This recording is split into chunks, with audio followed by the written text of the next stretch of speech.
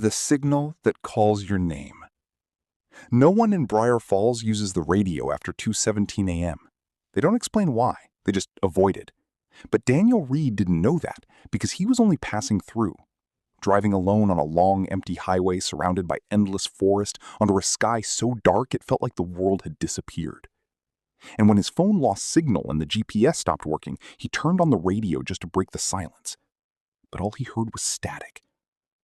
Until suddenly, a voice came through, calling his name.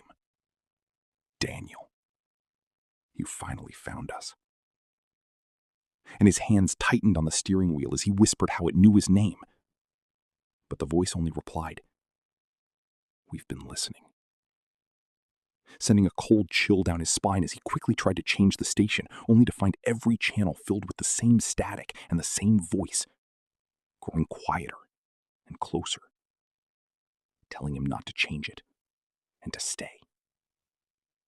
So he turned the radio off completely, and for a moment everything went silent and normal again, until the radio turned back on by itself at full volume and said, Too late. Daniel slammed the brakes as the road ahead suddenly disappeared, not covered in fog or darkness, but completely gone, as if the world ended right in front of him. His headlights stopping at an endless black void, his breath becoming fast and uneven as he muttered that it wasn't real.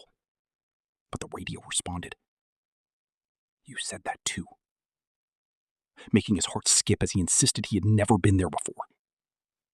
Yet the voice let out a broken, distorted laugh and said, You always say that. And suddenly the car doors locked by themselves, the engine died, and no matter how hard he pulled the handle, the doors wouldn't open, the windows wouldn't move. And the only thing alive was the radio, growing louder as the static began to feel heavy, like it was pressing into the car itself. Then he heard a whisper, not from the speakers, but from behind him, telling him to turn around. And he shook his head in fear, but the radio calmly said, It's already behind you. And against his will, he slowly turned to look at the back seat, which seemed empty at first. But the darkness there felt wrong, deeper than it should be, almost alive.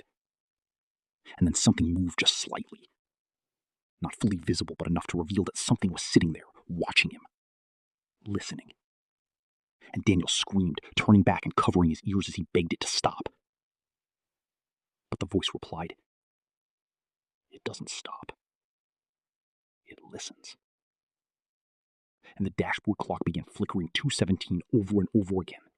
The radio suddenly went quiet before a new voice came through, soft and terrified, begging not to listen, warning that it knows everything.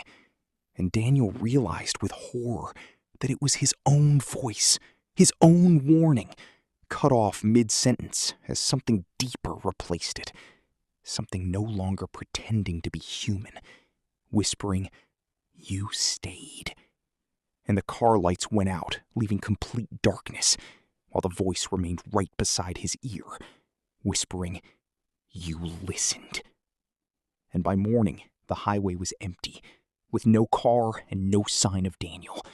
Nothing at all, except if someone drives through Briar Falls late at night and their radio suddenly turns on, they might hear a desperate voice in the static, begging them not to listen. And just before the signal ends, something else will whisper their name, quietly, patiently, as if it has been waiting just for them.